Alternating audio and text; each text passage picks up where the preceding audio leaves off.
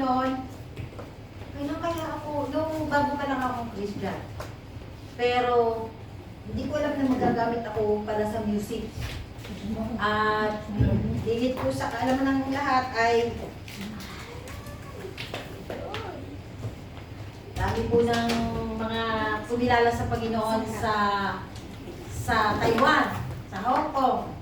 Nandun po tayo nagamit sa music. Hallelujah. So, kumusta po ang bawat isa? Purihin ang Diyos. Dahil wala tayo sa banig ng karamdaman. Amen? Wala tayo sa ospital. Hindi nagkakaroon ng dialysis. Dahil lahat ng ini-intake natin ay ating ipinapanalangin sa Panginoon. Amen po ba? So, nakagawian na po ng lahat na kapag nabasa na yung salita ng Panginoon ay yun pa lang po mananalangin. Pero sa akin po iibahin ko. Tayo pong lahat ay tumayo. Bago po natin basahin yung buhay na salita ng Panginoon. Amen? Hallelujah. Hallelujah. Tayo pong lahat ay pumikit. Iyong po natin ang ating mga ulo. Pikit po tayong lahat. Feel the presence of the Holy Spirit that will help us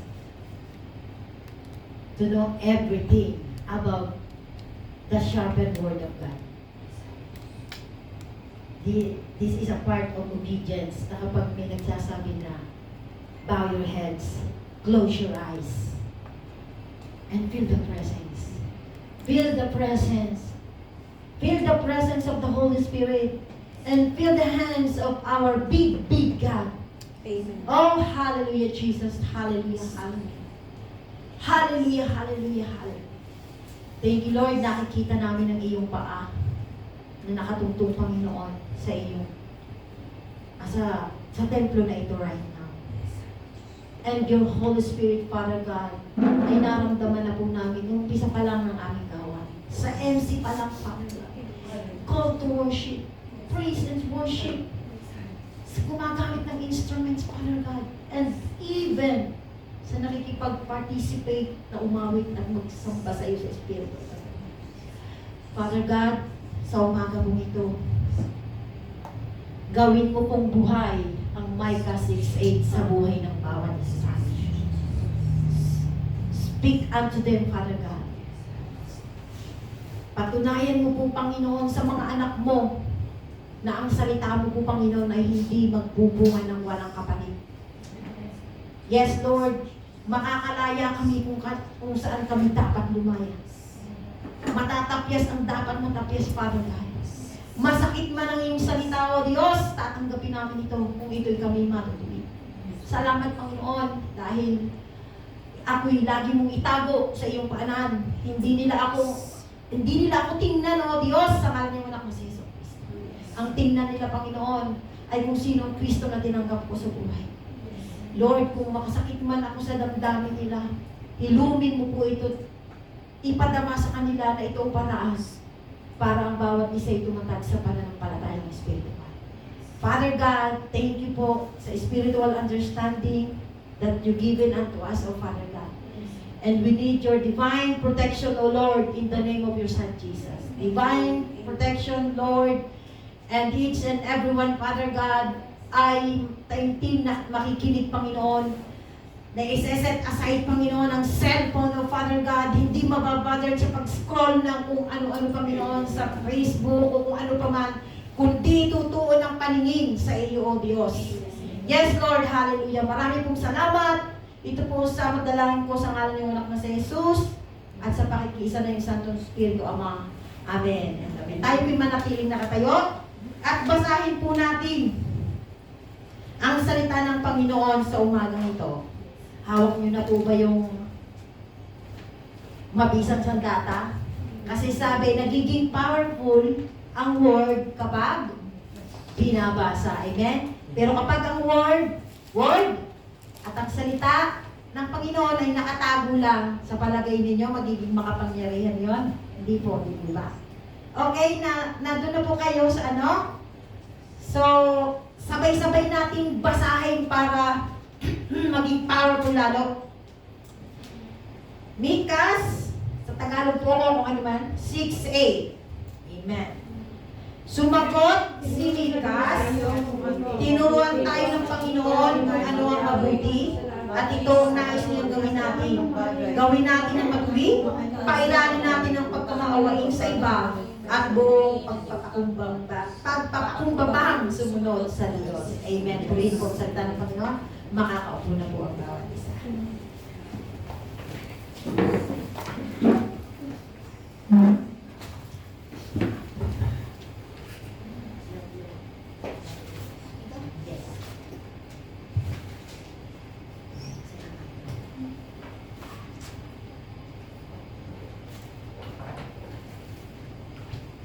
Amen.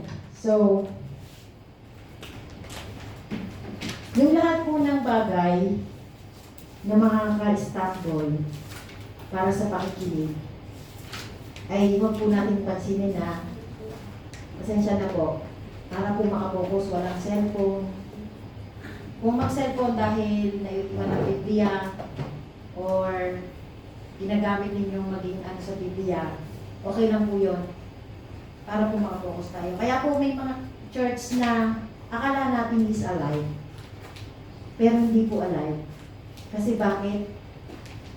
Nagiging ritual lang ang pagdalo sa gawain ng Panginoon. While the preacher is naghahayag ng salita ng Panginoon, ikaw rin naman ay busy sa kagaganito. Tama po ba ako? Di po ba? At yun po ay nakaka-istanbul sa ating katabi. Na instead na makakapag-focus din siya, nasira na yung momentum ng pakikinig. Alam niyo po ba, you miss half of your life kapag na-miss ninyo ang word ng Panginoon sa umaga. Amen? Hallelujah! So, gaya ng ating binasa, ang theme ko po sa umagang ito ay walking humbly with God. At ang text natin ay sa English ay Micah 6:8 at sa Tagalog ay Mikas. Sabi doon sa English, it is shown you a mortal what is good and what does the Lord require of you, to act justly and to love mercy and to walk humbly with your God. Amen. Icebreaker nga tayo. Kung tatanungin tayo ng Diyos ngayon at sasabihin ng Panginoon sa atin ni anak, ano ba talaga ang hinahanap mo sa buhay? Ano ang isasagot natin? Good. Bukod doon sa spiritual, maging totoo tayo. Bukod sa spiritual, kasi sagot ni Sis Marley, ikaw. Ibig sabihin, ang Panginoon, ang hinahanap niya. Ibig sabihin, she's not content lang na nakakarinig. Kundi gusto pa niyang masumpungan. Tayo, sa real life, ano yung gusto nating Maging mabuting tao. Amen. Hallelujah. Sa about living po, di po ba, naririto tayo para matapatapos natin ang pag-aaral ng ating mga anak?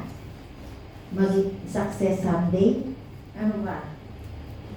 Comfort, stability, and recognition.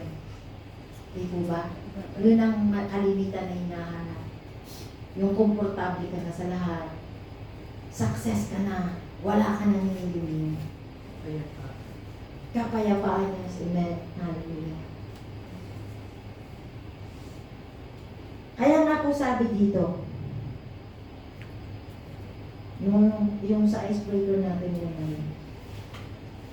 But Micah reveals God's answer He wants from us, simple, clear, and life-changing. Yung mabago ang buhay natin. Amen? Ano yung mabago? Yung hindi ka nagiging stagnant na hindi ka nanatili nakaupo lang na ipapakinig.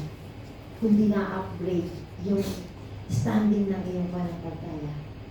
Na kung dati ikaw ay drummer, ay ikaw ay magiging preacher na rin. Kung ikaw ay nasa media, ay ikaw ay magiging evangelist. Kung ikaw ay leader ng solid group, ay hindi magiging pastor. Amen. Amen? Amen. Yun po ang magandang sagot din sa Panginoon. May tama din naman po yung, siyempre sino ba ang hindi naghangad na hindi tayo pagpalain, di ba? Kaya lang minsan, di ba, pag pinagpala na tayo, nagkaroon na tayo ng success na sa buhay, nakakalimutan natin ang Panginoon. I'm sorry po, hindi ako namumukol, pero naiintindihan. Parang sinabi nung preacher nung Friday night, kung sinong nakinig, na hindi na daw nakakapagpasalamat sa Panginoon at nakakapanalangin kasi ang message na ay about be sober and mind. Ang ano niya doon is, sabi niya, hindi na ako, maintindihan naman ako ng Lord. Kaya ako'y matutulog na kasi ako'y pagod na pagod. Alam niyo ba ang tagal na natin iniintindi tayo ng Panginoon? Ano kaya kung siya naman ang intindihin natin? Bigay naman yun natin yung para sa Kanya ba? Kasi hindi naman natin pwedeng ikatwiran yung pagharap natin sa Panginoon. Noong July 7, nasaan ka? Nag-pray ka ba? Sorry Lord, kasi sa sobrang pagod ko na. Nag-pray ako pero nag-amen ako umaga na. Ayan, di mo ba? Yung mga ganun eh. O, di ba, may natatawa. Kasi nangyayari yun in real life. Ito po yun. At kahit naman sa akin nangyayari, hindi ko sinabi sa inyo na hindi ko pinagdadaanan. Lahat ay mapagdadaanan natin ang pag-grow. Huwag lang tayong maging bansot na hindi tayo talaga lumalaki. Bakit? Ayaw lumaki. Ayaw kasing makorek. Ayaw kasing mabago. Sabi nga ni Mami siya daw ay bless dahil kung kailan daw siya tumanda na, doon pa lang daw siya parang nagpo-forward. Kasi laging babad sa pakikipag-Bible study. Sa edad nga na yan. Kaya tingnan ninyo, kahit meron siyang iniinda sa kanyang katawan, yung mga kasama niya ay lumisa na, iniwanan ng mundong ibabaw, pero siya'y kasama natin. Yun po ang kabutihan ng tayo na sa Panginoon, inuwanan natin siya. Kaya wala pwedeng mga tuwiran dito. Pagod ako, kailangan ko kasing kumita, di ba, ganon? Pero alam niyo po ba, minsan bait din yun ng kaaway. I love you mahal ko kayong lahat. Bait, hindi gusto ng Panginoon na maghirap tayo. Totoo yan. Hindi gusto ng Panginoon na hindi tayo makalaya. Pero gusto ng Panginoon na tayo ay makalaya, nasambay sa Espiritu. So, marami tayong hinahanap sa buhay, di po ba? Pero minsan at madalas nalilimutan natin kung ano ang hinahanap ng Diyos sa atin. Hello po, pasok po kayo. Di ba ganon? Nalilimutan natin na tayo lang yung hanap ng hanap, tayo lang yung seek ng seek. Nakalimutan natin ang Diyos pala yung hinahanap sa atin. Amen? Amen. Nakalimutan ko yung dahil sobra kong busy, dahil nga luto, ganyan-ganyan. Nakalimutan kong ilagay dahil siyempre overwhelmed nakakatuwa diba kahit sa devotion kanina, very successful po ang devotion kanina. Mayroon po akong 3 stone dapat na ipakikita sa inyo. Yung stone na solid rock. Yung isa po na makinis siya, gentle. I-picture nyo na lang ha, kunyari may stone dyan. Tapos yung isa pong stone is maliit lang. Maliit lang na stone. Nakita naman kayo ng very shiny dito, no? Ganda ng bato po sa sa Paramali. Talagang sabi ko nga kung pwedeng mag-uwi ako, panglagay sa bahay, sa hardin at saka estetinan. Sabi po dito, illustration ng 3 stone is stone of justice. Matigas, matibay, hindi nabibilang. Pangalawang stone, illustration po ito, mercy.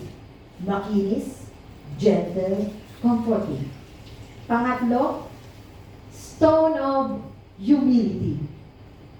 Maliit, simple, hindi pansinin. Pansin niyo yun? Kahit mapagpakumbaba ka, hindi yan napapansin. Di ba? Kasi ang nakikita is yung matigas, matibay, at hindi natitinag, yung stone of justice, at saka stone of mercy. Kung bubuhayin natin ng Mika, at ating susuriing maigi, kailangan natin ang tatlong batong ito sa ating puso. Pero pansinin natin ang humility. Ang pinakamaliit, dahil ito ang hindi nakikita, pero ito ang nagtatagumpay. Amen? Maliit, pero siyang nagtatagumpay. Humility is the foundation of justice and mercy. Ang pagpapakumbaba daw ay pundasyon ng pagiging makatarungan at mahabagin. Okay. Tingnan natin yung story ni King David. Alam niyo po bang umiyak ako dito?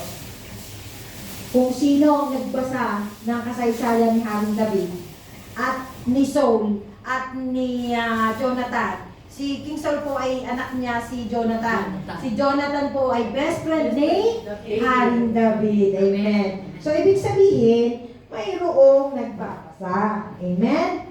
So, hallelujah, Jesus. Hallelujah.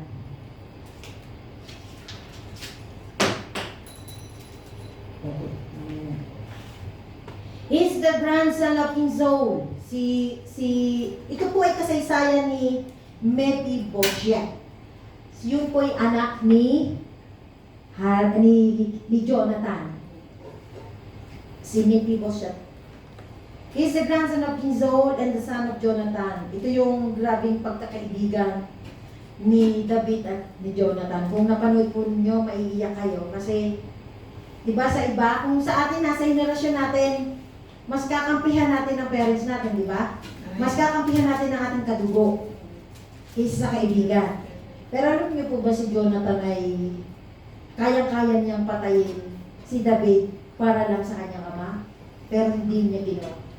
Pinatakas niya si Jonathan. May purpose ang Lord kung bakit pinatakas si Haring David ni Jonathan. Sabi dito, David, ito na yung justice, papasok na po tayo sa justice. David remembered his covenant with Jonathan. He sought Mephibosheth not to gain political advantage but to fulfill righteousness.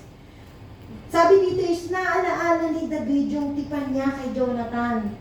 Tayo, ang dami natin tipan sa ating mga kaibigan, sa ating mga anak na nakakalimutan natin. Huwag na huwag po kayong mga ngako na hindi po ninyo kalungkutan. Lalo na sa Panginoon. Panginoon, bigyan mo lang ako ng bagong employer. Maglilingkod ako sa iyo tuwing Sunday. Mag-i-involve ako sa ministry. Lagi ako nandyan. Ay, sinubok na agad. Hindi din natin. Kasi, pamimiliin tayo eh. Lagi tayong pamimiliin.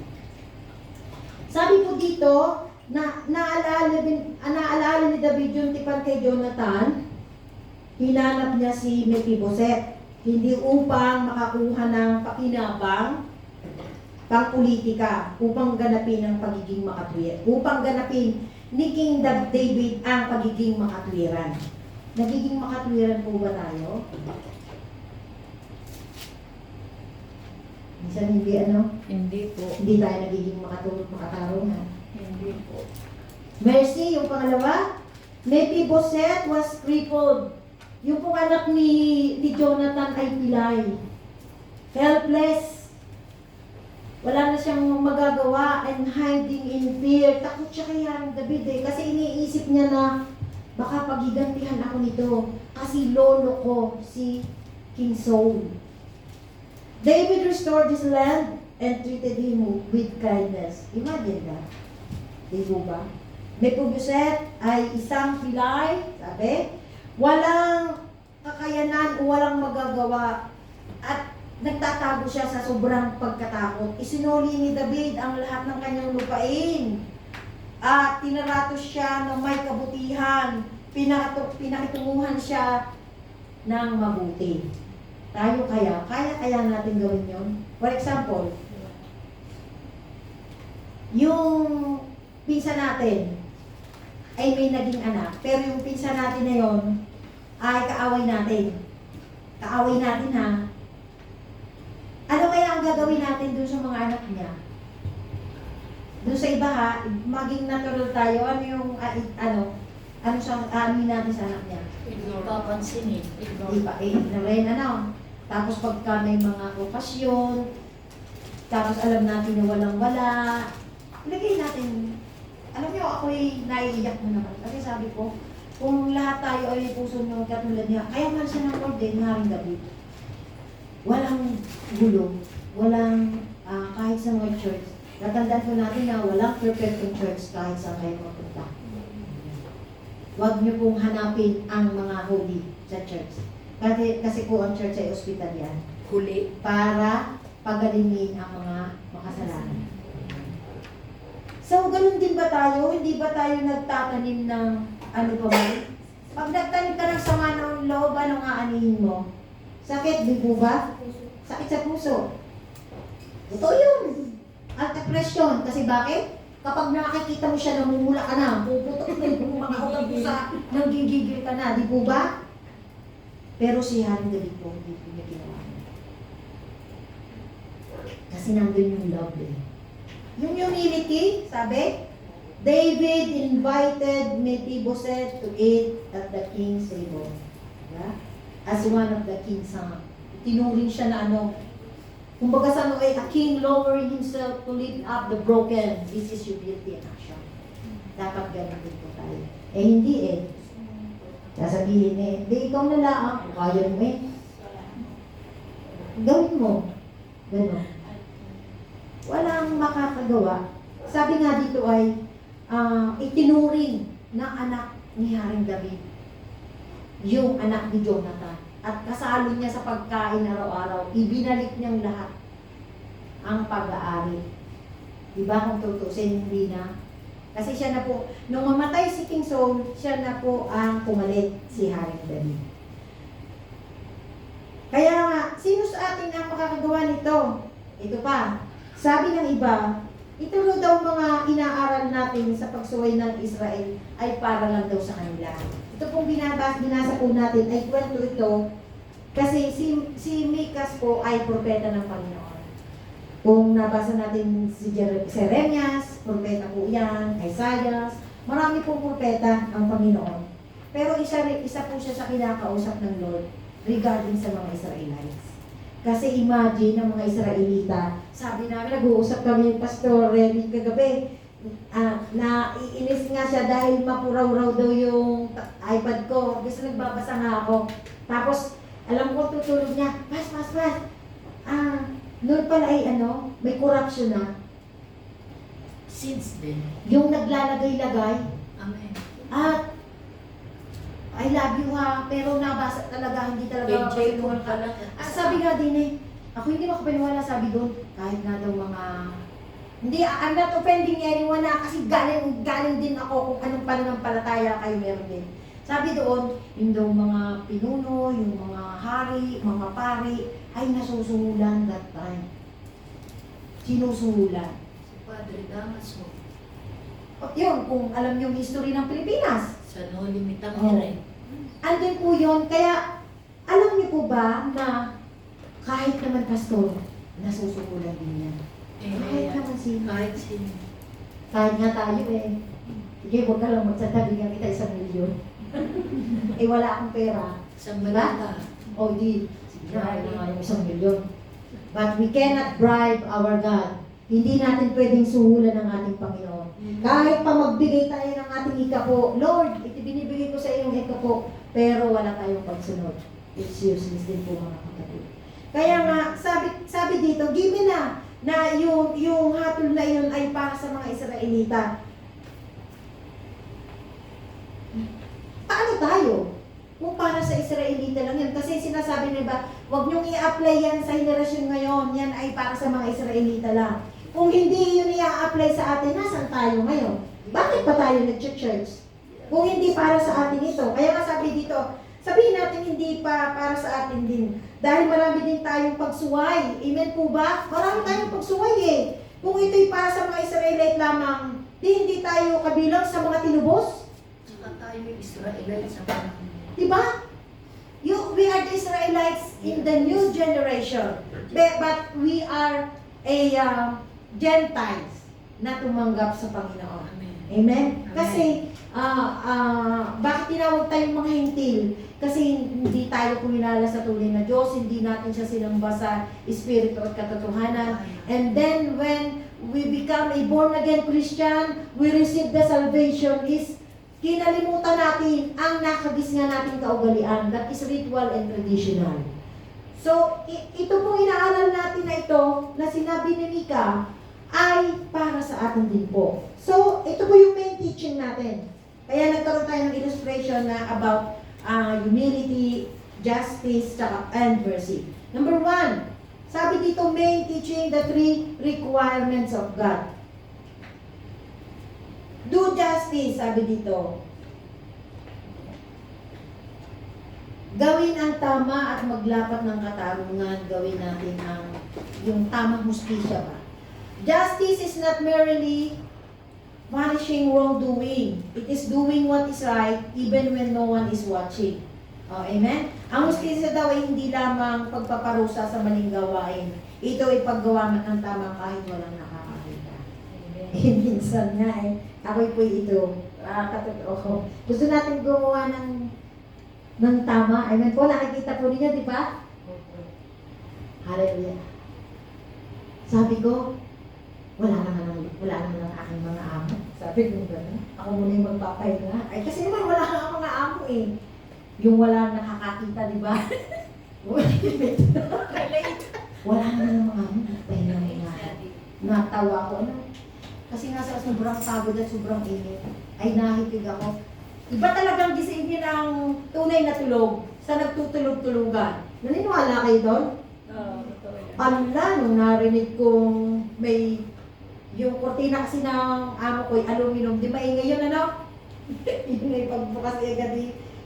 Dati nga, hindi mo maramdaman kasi sundalo nga eh. Pagbukas niya, alam niyo, taas ang pao ko, tulong magkasabay. Kasi sabi ko, ganun pala talaga pag ikaw yung ginagawa na akala mo ay tama. Kaya nga sabi dito, ito ay paggawa ng tama kahit walang nakakakita. Eh po ba, pag nanakaw yun akala nyo nagnanakaw ay nagnanakaw lang ng pera? Hindi nanakaw yun ng oras, hindi tayo nakikita pa. Gets po natin? Kahit naman nagtatrabaho sa McDo, di ba Sa sobrang pagod, tatalo ko sa isang kunya kong yun nag-CCR, nakaupo pa di ba? Marami ko Di ba? Ganun tayo. Yes. Naranasan ko na yan. Nasa Taiwan ako, upo ako sa CR. Papaalam ko sa supervisor. Chinese, syempre, Chinese pa magsasalita. Sabi ko, mag-CCR lang. Tapos pagbalik, why you take so long? Sabi niya gano'n. Di niya lang natulog muna ako. Kasi paggabi, mahirap magtrabaho kung paggabi. So, ito po, sabi dito, basahin po natin ang Proverbs 21:3. Kung pakibasa po sa makakakita.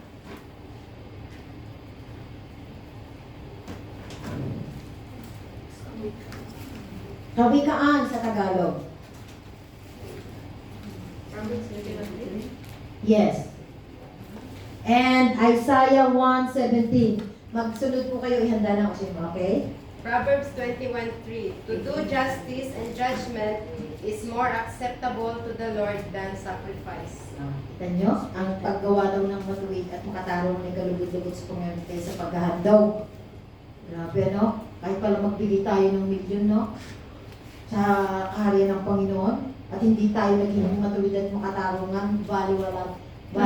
Kailangan yun palang makakalugod-lugod. Isaiah 1:17. Sino po ang nakakita? Pag-aralan ninyong gumawa ng makatwiran, pairanin ang katarungan, tulungan ang naapi, ipagtanggol ninyo ang mga ulila, at tulungan ang mga hinda. Amen. Hallelujah. Sabi dito, treating people fairly.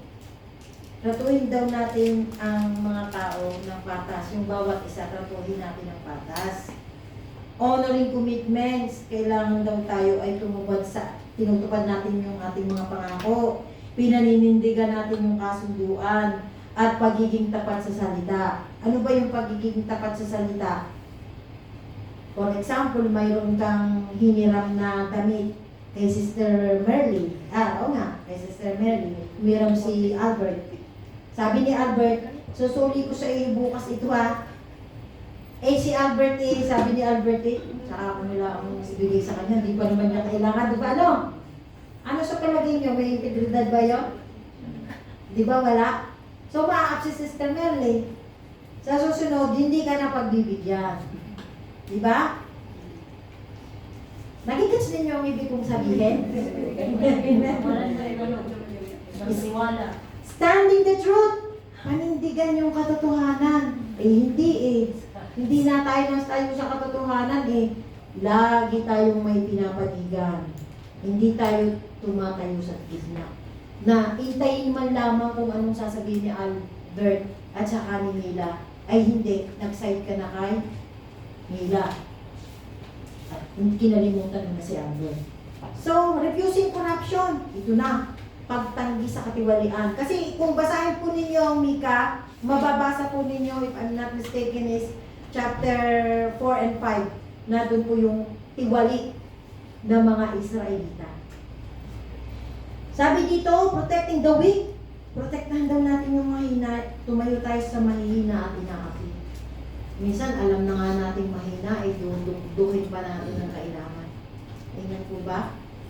Justice is active, not passive. Pangalawa, love, mercy. Magkaroon daw tayo ng awa at habag. Yung magmahal tayo ba? Kasi kung meron tayong pagmamahal, meron tayo? Grace. Yes, amen. Mercy is not just being kind. Yun daw pagiging mahabagin ay hindi yung mabait ka. Grace. It is loving kindness, delighting in forgiveness, compassion, and generosity. Ang pagiging maawain o mahabag bagay na hindi lang pagiging mabait, ito ay mapagmahal sa kabutihan, mapagpatawad, may malasakit, dumadamay, at mapagbigay. Generosity, mapagbigay. Marami ditong generosity, kaya pinabless ng Lord. Hindi man siguro ngayon pa pinadadaloy ang blessing na financial, pero blessing na po yung wala tayong sakit. Amen? Yung walang sakit ang ating mga mahal sa buhay. Yung nabubuo ang ating pamilyang ay wasak. Amen? Yan po ay mga bigay ng Panginoon na hindi natin pwedeng itanggi. So, basahin po natin ng Luke 6:36, Mateo 5:7, and Psalms 103 verse 8. Sa una pong makakakita ay pakibasa po. Luke. Okay. Luke 6:37.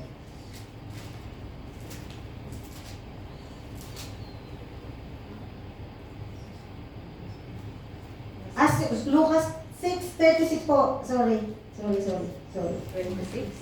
Yeah, 36. Luke 6:36. 6:36, maging mahabagin kayo tulad ng inyong amang tulad ng inyong ama na mahabagin. Amen. So, unang naging mahabagin ng ating ama ay po ba? Si Father God. Kasi ibinigay niya ang kanyang anak para sa ikaliligtas ng nakararami. Kaya, patuloy nating tanggapin ang Panginoon sa Kristo na sarili nating tagapagligtas. Mateo 5:7. Okay, tayo. Mapapalad ang mga mahabagin sapagkat sila'y kahahabagan. Wow! Hallelujah! Amen! Praise the Lord! Palapakan natin natin, Panginoon!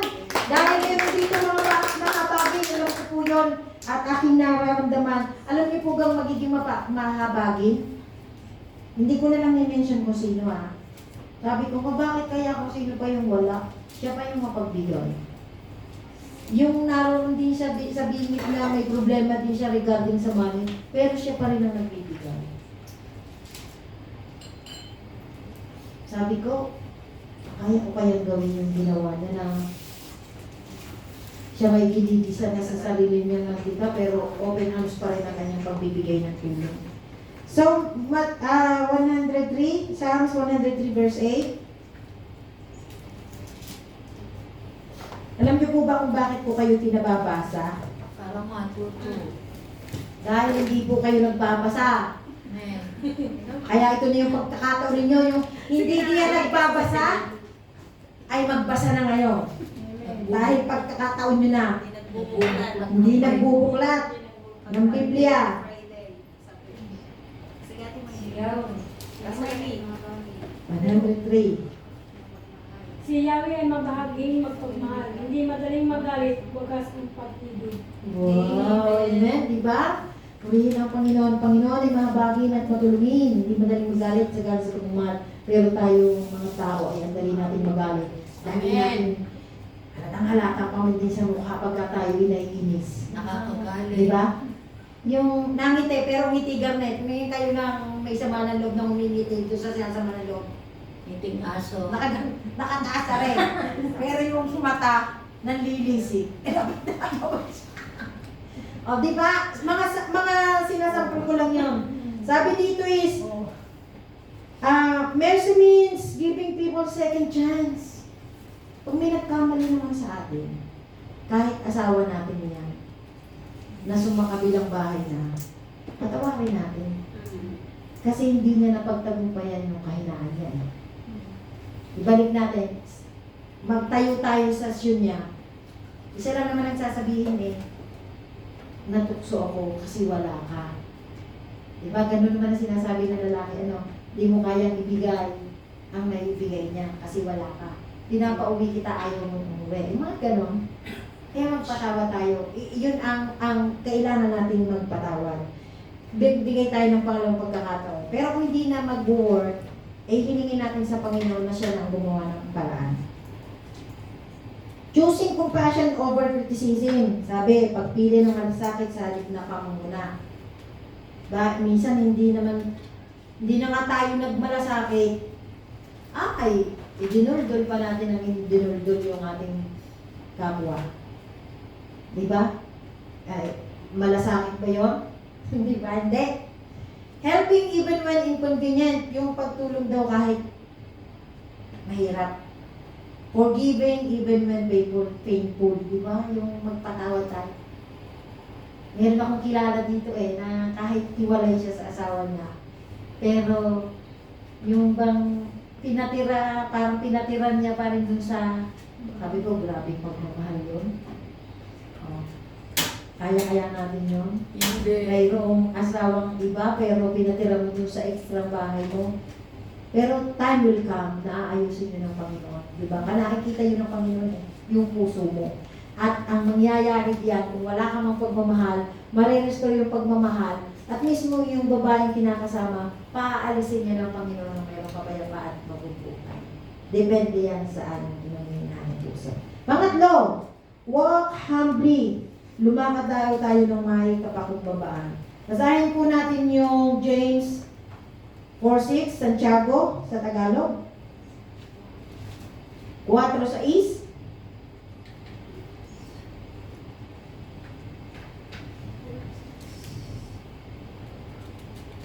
Thank you, anak ko. Paglalagay ng Nandito pala tumatayo na yung nakakakita.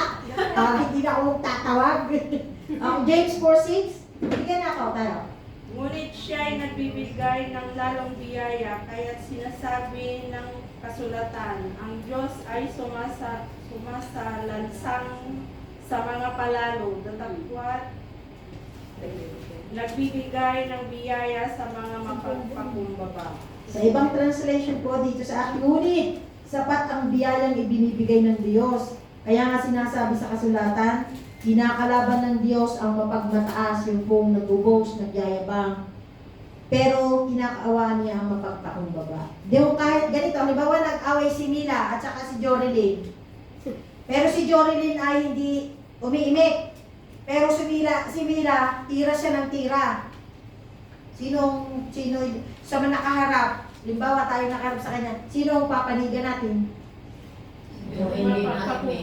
Yes, di ba ganun tayo, nagkaroon tayo ng justice, di po ba? Thank you po sa inyong, 1 Peter, ayan, 5:6.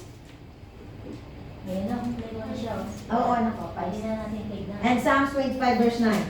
Sige po, tayo ang makakabasa. Hallelujah, pray po ang Panginoon. Wala na tumayo. Kaya nga, ako na, ate. Sige na, ikaw na. Verse Kaya 8. nga, pasakop sa iyo sa kapangyarihan ng Diyos at dadakilain niya kayo pagdating ng takdang panahon. Amen. So, malapit na yung panahon na yun. Hintayin na lang natin yung pagpaparangal ng Panginoon sa bawat isa sa atin. Psalms 25 verse 9 na sino Sa nakakita? magpapakumbaba siya ang gumagabay sa kanyang kalooban, kanyang inaakay. Amen. Hallelujah. Nagunahan tuloy kami mama eh. Psalm awit yun, di ba? Awit. Awit Salmo 25 nandito kasi na. sa amin. Psalm. Sa mapagpakumbaba siya ay gumagabay sa kanyang kalooban, kanyang inaakay. Amen. Sabi din sa isang ibang translation, pinapatnubayan nyo ang mga mapagpakumbaba para gumawa ng tama. Sila'y tinuturuan nyo ng inyong pamamaraan. Diba? Ito'y si Solomon po ito. Itong nagsasabi na ito. So, hallelujah. Kaya nga,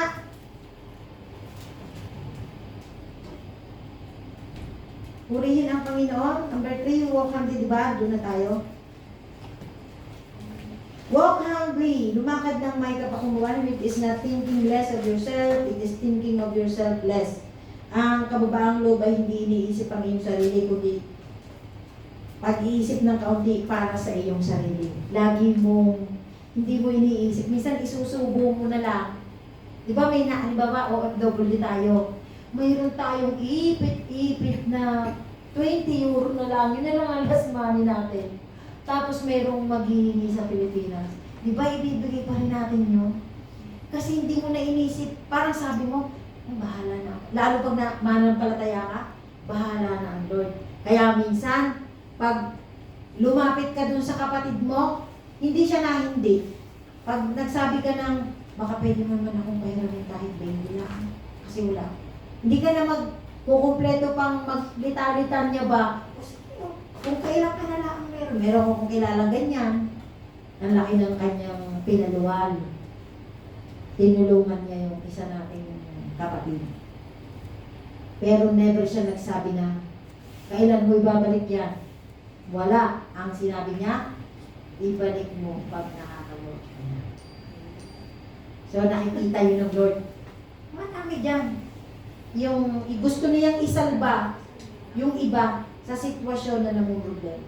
Kilala niyo yun kung sino kayo. Hindi ko na kayo tititigan at titignan kasi malalaman niyo kayo yun. Amen? Yun po yung mga para makakita natin. Kaya nga po kung babalikan natin ng Mikas is talagang ang dami doong mayayabang dahil nga mayayaman eh. Mayayaman. Kaya sabi ko,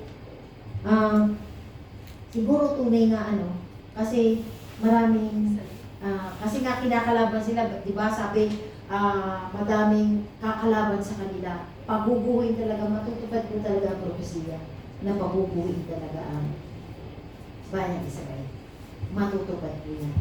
Kasi marami talagang dudurog sa kanila. Marami silang kaawan. Dahil bakit? Hindi rin kasi sila naging makatarungan. Kaya dapat tayo, ngayon pa lang, maging makatarungan po tayo. Maging makatarungan. Lagi po natin alalahanin ang bawat itinuturo na nagtuturo dito sa unahan na kahit isa lang may maalaala na ng mga teaching points. Ano ba nga yun? Saan nga ba sinabi ni Pastora Renz yung verse na yun? Na ganito, ganyan. Hindi yung Sunday lang tayo, nakakakain. Kaya nga sabi dito, acknowledging God's leadership, kailangan nating kilalanin ang pamumuno ng Diyos. Surrendering your plans. Suko natin yung ating mga plano. Ano ba po ba ang mga plano natin? Kasi noon, parang tinututya pa ng mga Israelita ang Panginoon eh. Sino ka ba? Ginagano nila. Minomok nila ang Panginoon. Sinasampal. Kaya nga parang human ang Panginoon na kinakausap sa Mika eh. Ano pa ba? Yan. Inilabas ko na sila sa Ehipto. Sabi ng Panginoon. Tapos ganito ang igaganti na sa akin. Ang Lord, di ba? Ganon. Pero kinupo pa rin niya ang mga taong ito. Nagamit siya patuloy ng mga propeta. At may mga propeta rin po na hindi rin naging successful. Kasi nga, sabi nga, from spiritual ay nauwi sa pagiging laman.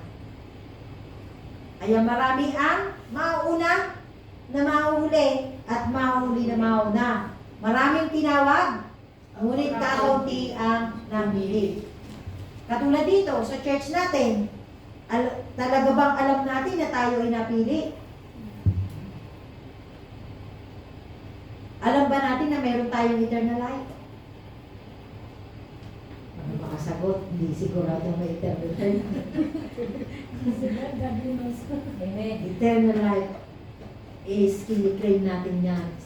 Because when we receive Jesus Christ as our personal Savior, we have eternal life. Kailangan lang natin i-cultivate at panatilihin yun.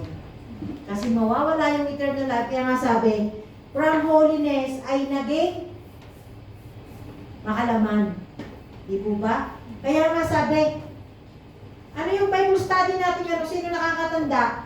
Yung may ministry pero ano,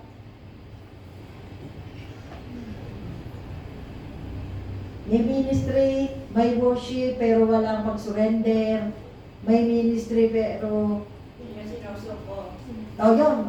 may alam si ano, di ba? Mayroong ano yun, nananalangin pero walang pagsuko. Panalangin lang ng palangin, Lord, ganito, ganyan, ganyan. Nag-demand ka na nag-demand sa Lord pero wala kang repentance. Walang pag-surrender. Walang paghingi ng tayo. Puro ka nilang hingi sa Ama. Sabi ng Lord, anak, baka pwede naman akong humingi sa iyo. Baka pwede naman magsisi ka muna bago ka humingi. Diba? Parang ano sabi, parang ginagawa na lang natin utusan ng Panginoon eh. Parang ginagawa natin sa bangko. Lord, sa susunod na linggo, kailangan kong bayaran yung kinuha kong kondo. Kailangan mag-provide ka. Parang ganun ba? Diba?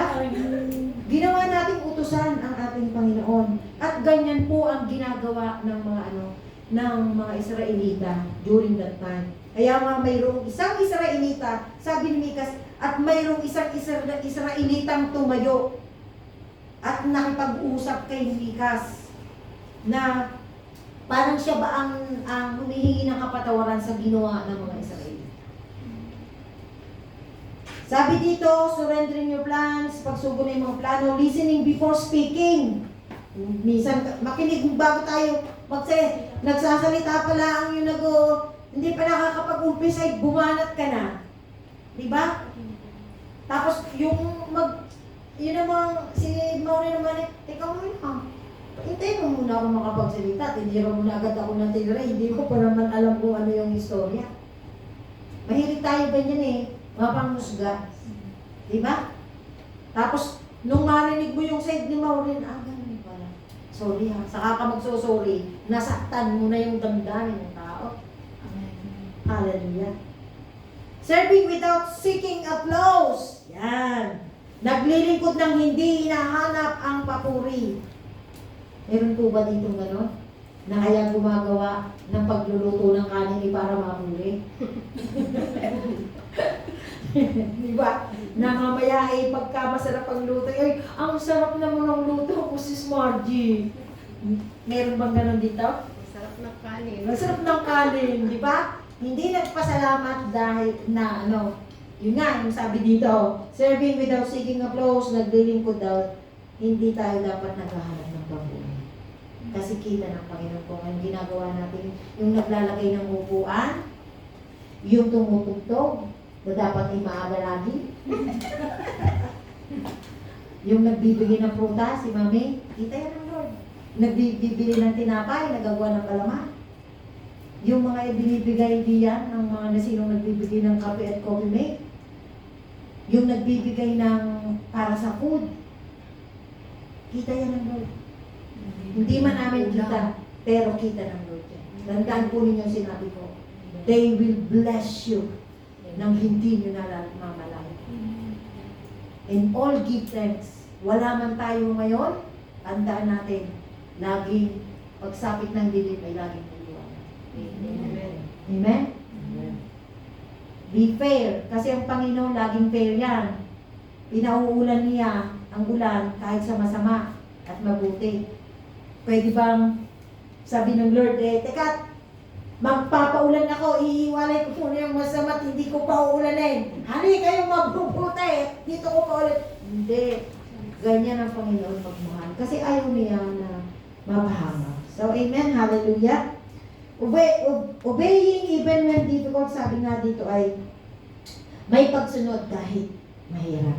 Diba? Halimbawa ganito, pinapag-MC ka. Bakit ako? Hindi pa naman ako marunong. Pero tingnan mo ng magtagal. Marunong ka na.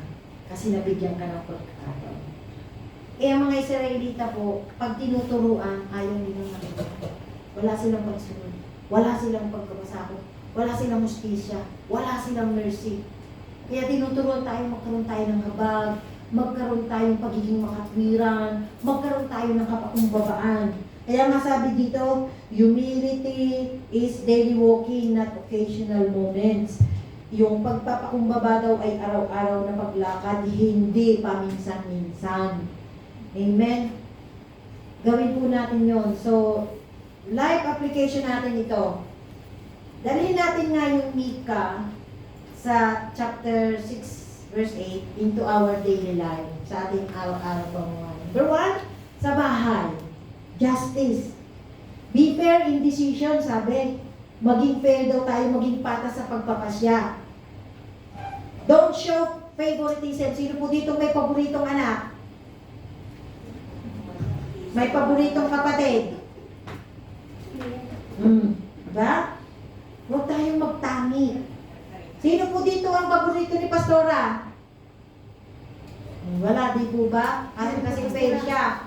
Sino paborito ni Pastora? Ay. Dahil ako yung kasama niya, hindi po yung totoo. Alam niyo po ba na, alam niya ni Mami Librada, nung ako'y naiyak pag inaano ako ni Pastora. Marami akong iyak.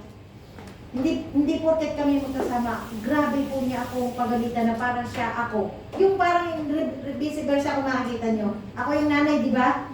Pero ako yung napapaiyak. Kasi para sa akin. Wala po siyang paborito. Pilya ka siguro. Alam yun, totoo po yan. Alam niya ni Mami Liz. Talagang, sabi dito, keep your word to your spouse and children. Oh, tuparin mo ang iyong mga salita sa iyong asawa at sa iyong mga anak. Na kapag nagsabi ko yun nang ako yung uuwi, ay umuwi kayo kahit walang pira. Sabi sa amin sa Batangas, ang importante ikaw. Ikaw, no, pag nakauwi na Pag nakauwi Ma, punta tayo sa SM. Punta tayo sa beach.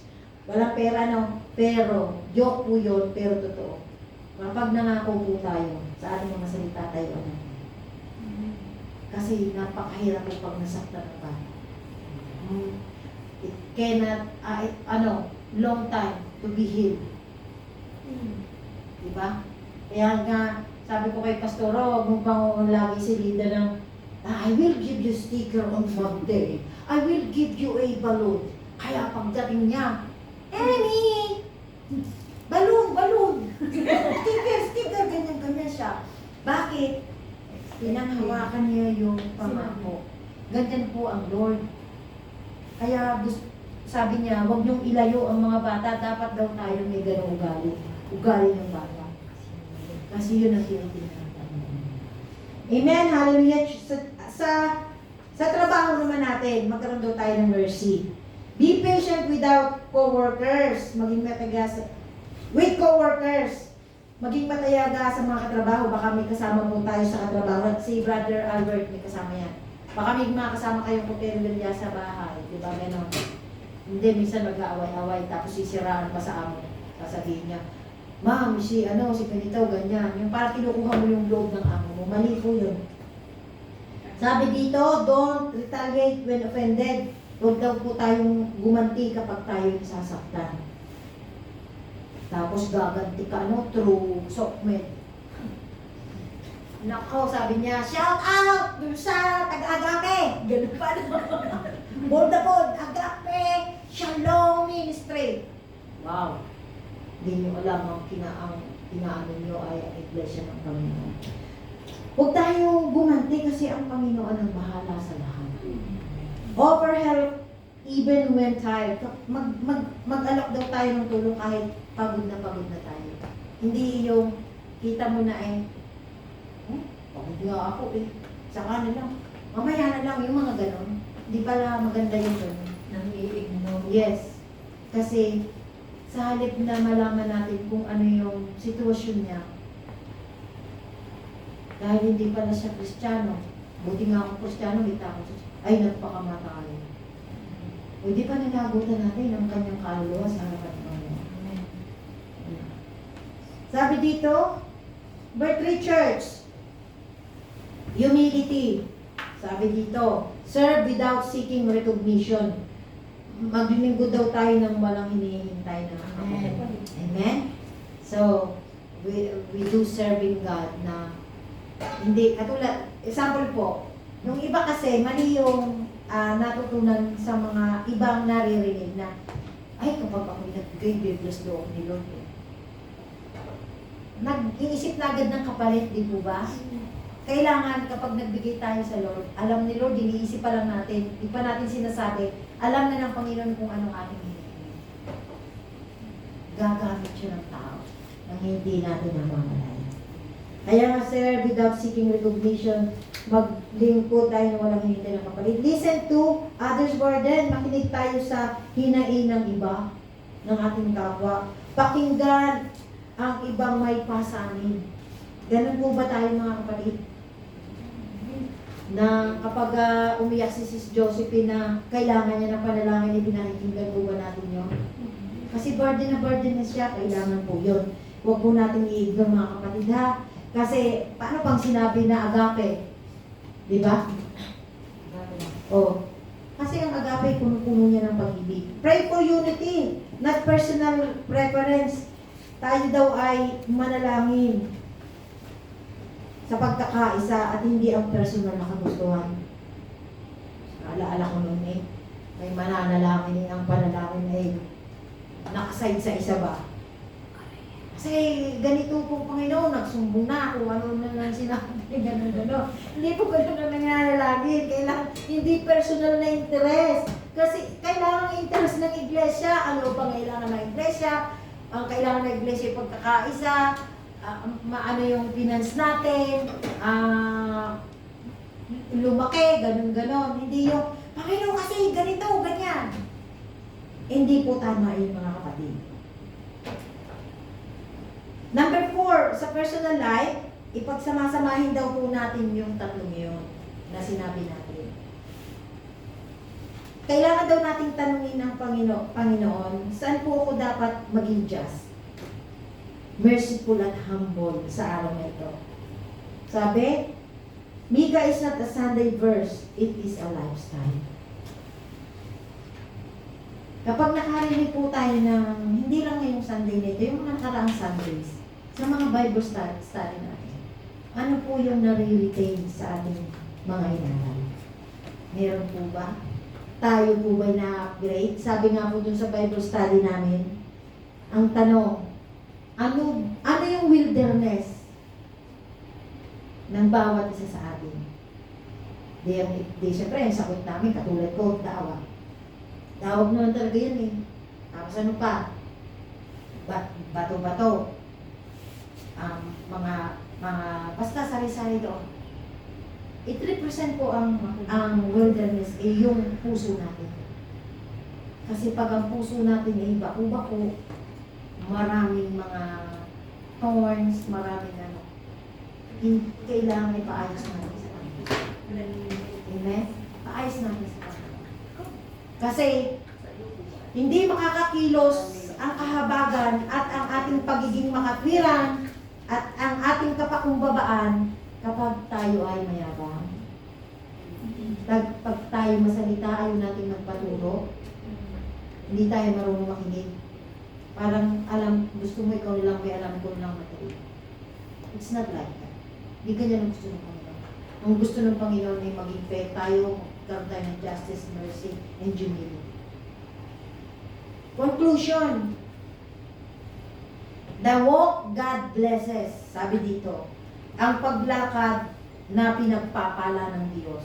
Kaya nga sabi ng Micah 6:8, is God simple yet profound? Answer to complicated word. He is not asking for perfection. He is asking for direction alike pointed toward justice, mercy, and humility. So yung Mika po na ito ay itinuturo sa atin kung paano po tayo maging just, mercy, and humility. Sabi nga, when we walk this way, relationship healed. Amen? Heart softened. Lalambot yung ating puso. Communities strengthened. Yung communities, tayo. Lalakas ang church. Kasi, meron na tayong, na-heal na yung relationship yung dating alog ka, na lumapit kay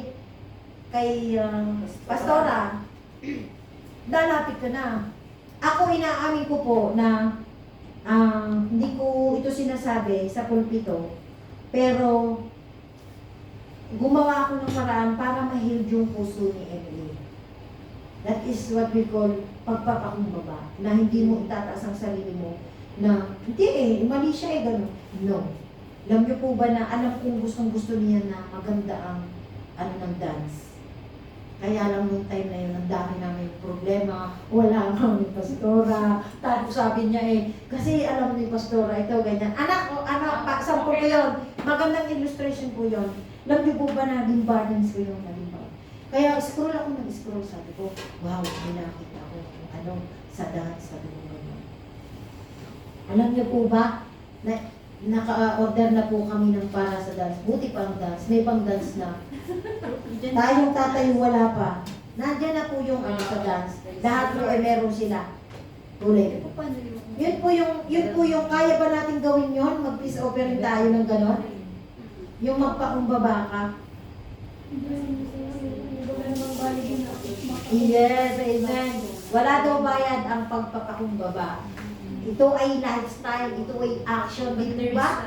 Hindi lalo kung magbabayad ka ng 1,000 para di ba? Siguro papakumbaba na ako kasi makakatanggap ako ng 1,000. So yun po ang ginawa ko. Yun po ang isang part na mapapalambot mo yung puso niya kahit ito ay matigas.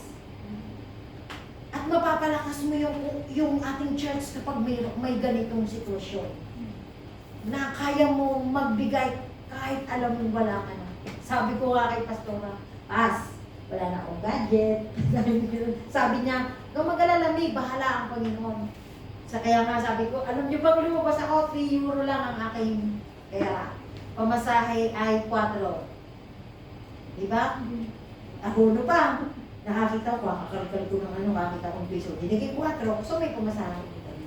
May blessing naman ako napunta. Yun ang sinasabi ko po, na ang Panginoon ang kikilos para sa atin. Kahit pa sense na lang ang nasa puso natin. Mag-trust lang tayo sa Panginoon. Sabi dito, God is glorified. Kailangan daw na naluluwalhati ang Panginoon. Dito po yung closing verse natin. Bago ko po basahin yung closing verse natin is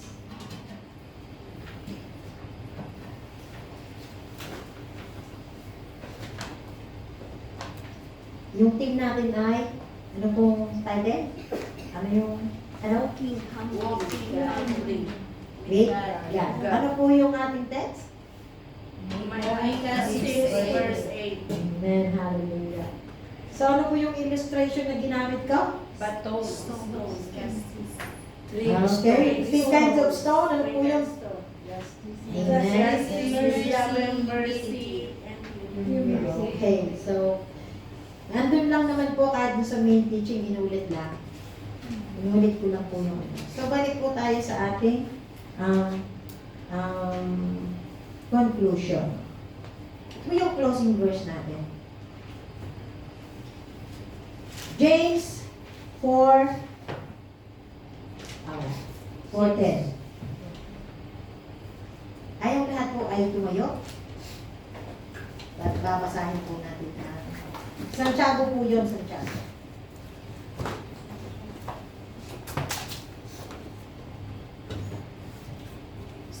Amen. Hawak niyo na po ba ang inyong mga pong?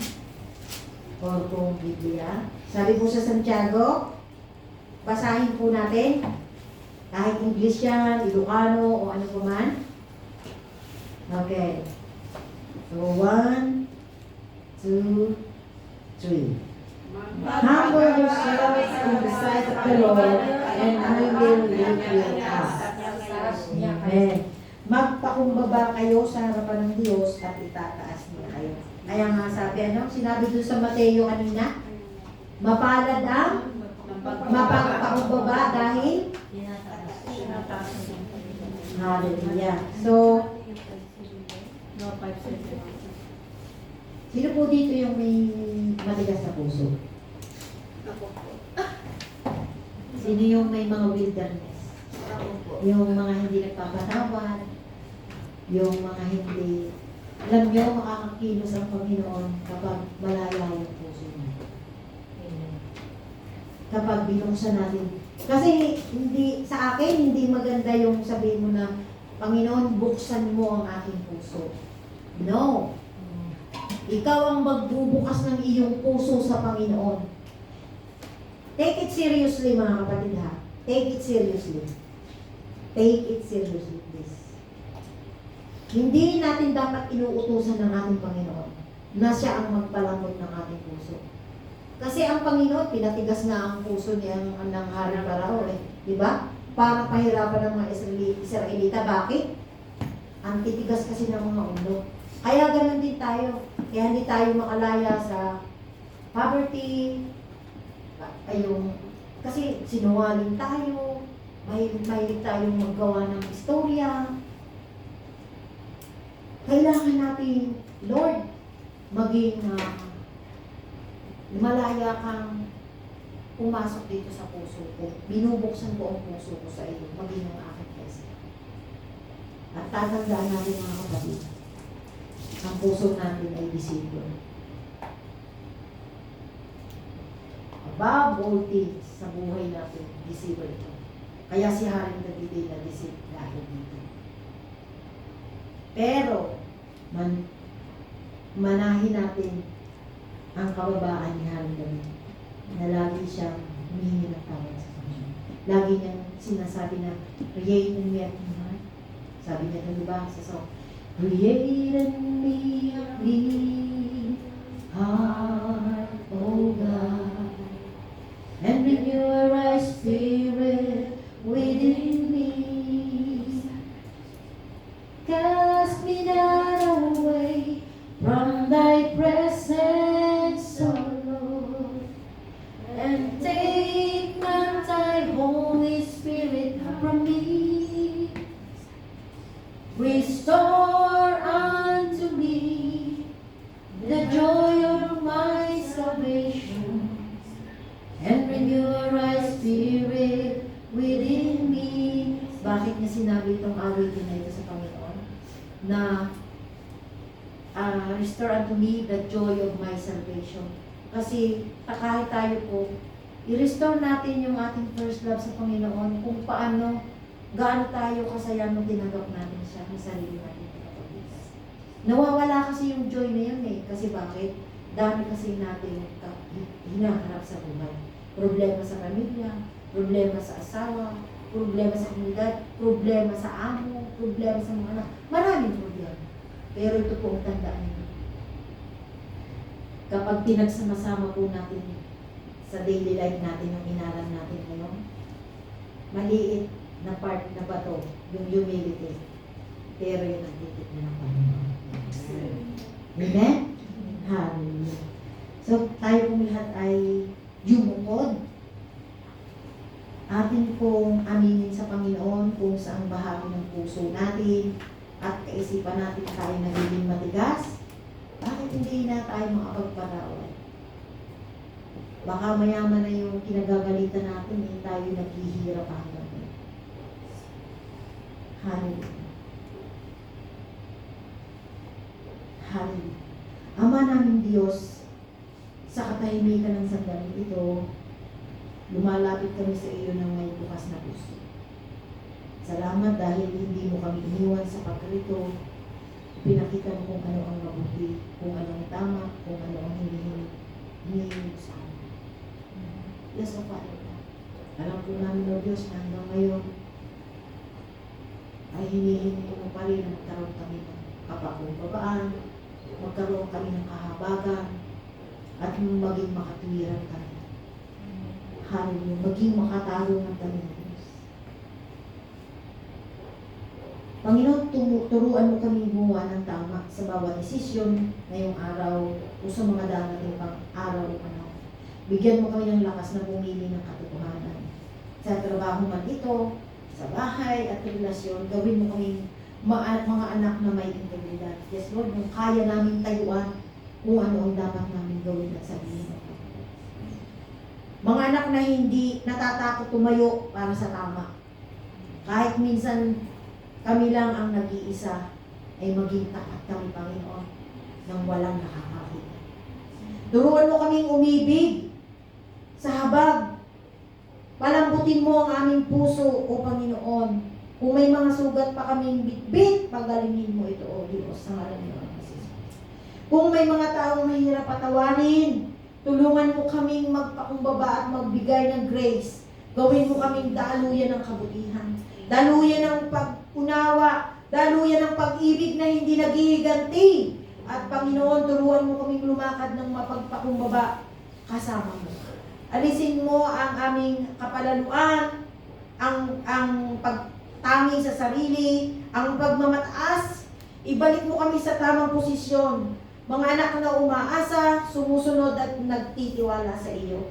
Sa bawat hakbang, sa bawat plano, sa bawat pangarap, ikaw ang aming maging sentro. O Diyos, gawin mo kaming larawan ng Mika 6:8 o Father God.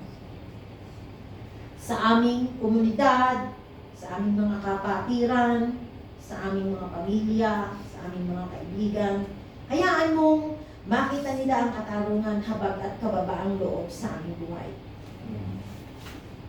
Panginoon, ito ang aming dalangin na ang aming pagsamba ay hindi lang sa salita, kundi sa gawa. Hindi lang sa linggo kami nafe-feed, kundi sa araw-araw. Hindi lang sa simbahan, kundi sa tunay na buhay. At sa huli, Panginoon, naway masabi mo sa amin, anak, lumakad ka sa aking daan. Sa pangalan ni Jesus,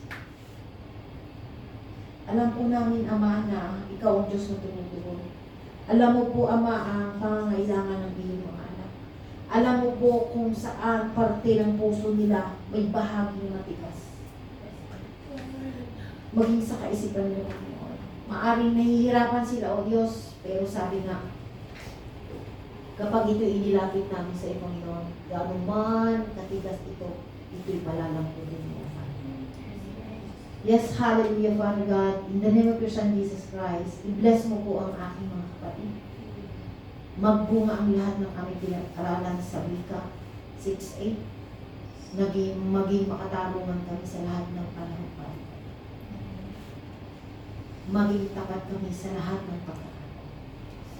Patuloy mo po, Panginoon, iunat ang iyong mahabang kamay sa bawat babaeng nakayuko sa mga oras na ito. Na ang lahat ng kanilang pangangailangan, makalaya po kami, Panginoon, sa paghihirap sa pera, O Father God. Financial breakthrough, Father God, ang hinihiling namin sa ngalan ng anak ni Jesus. Makalaya ang bawat isa, Panginoon, sa tali, O Diyos, ng paghihirap pagdating sa pera. Father God, in the name of your Son, Jesus Christ, open the floodgates of heaven, O Lord. Padaluhin niyo po ang masaganang mong biyaya, ang masaganang mong kagalingan, Panginoon. Ang iyong mga pangako, O Diyos, na kung kami magiging tapat, O Diyos, sa maliit na bagay, pagkakatiwalaan ang pag-isa mas malaki. And And Father God, you give us the authority and power, O Lord, to overcome all, Panginoon. Sinabi, Lord, na all, O Lord, kaya namin pagtagumpayan po. Dalangin ko po na hindi masubok ang bawat isa sa amin dahil sa aming pinag-aralan sa araw na ito. Maging ako na iyong lingkod, Panginoon, na ginamit mo sa oras na ito. Huwag akong subukin, Panginoon. At anuman ang tudla ng kaaway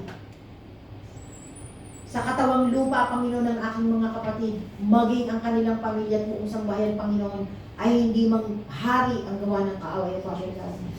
Cover mo po, Panginoon, ng iyong precious blood ang bawat pamilya ng aking mga kapatid, maging ang aking pamilya, Panginoon, sa bansang Pilipinas at sa ibang panig ng mundo.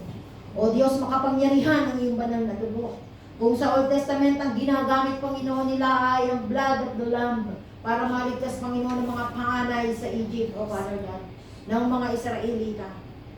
Mas makapangyarihan, Panginoon, sa oras na ito dahil dugo mo ang nagbuhos sa krus ng Kalbaryo, Panginoon, para sa ikaliligtas ng nakararami. Kaya, O Lord, lahat, Panginoon, ang pinagkukunan ng biyaya, mga employer namin, Panginoon, pagpalain mo po, Panginoon, na even our employer, Panginoon, ay maging makatarungan din, O Diyos, maging mahabagin, O Father God.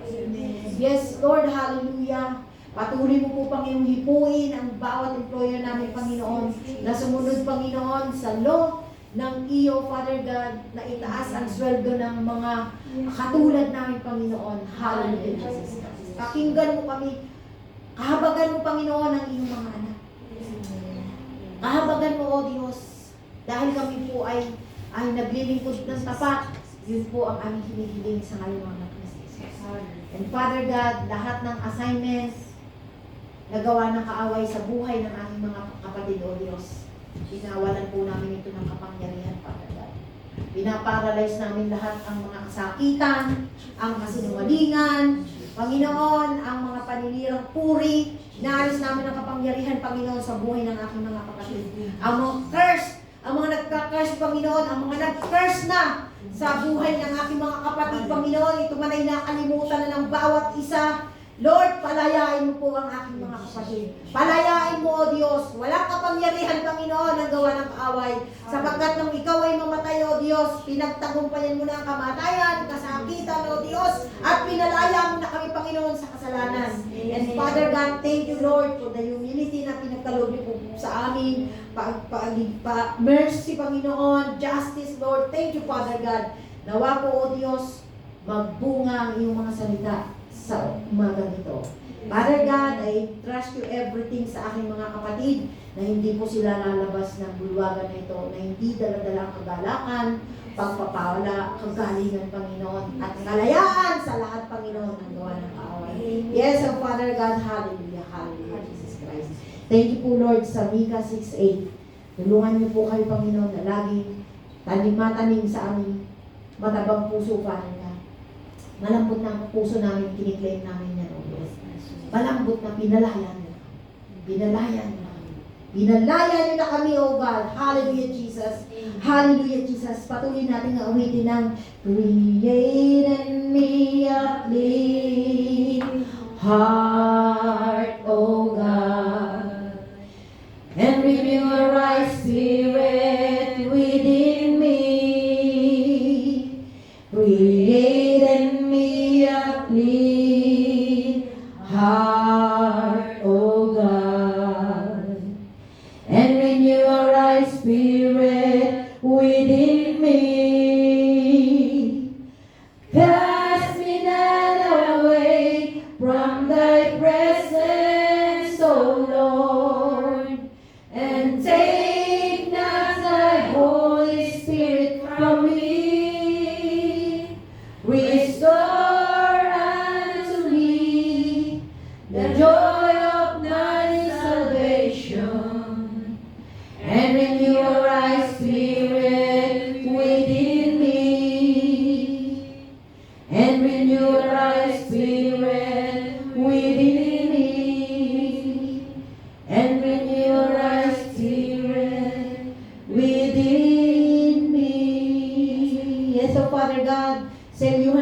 inyong makapangyarihan at banal na dugo ang aming panalangin, ang aming inaral, ang lahat, Panginoon, ng mga nabanggit, Panginoon, sa aming pinag-aralan sa Mika 6:8, magbunga ito sa ngalan ng iyong anak na si Jesus. At maingat po namin ibinibigay sa iyo ang papuri, mataas na parangal at pagdakila sa ngalan ng iyong anak na si Jesu Kristo at sa pagsama ng iyong Santong Espiritu. Ang lahat ay magsabi ng Amen. Amen.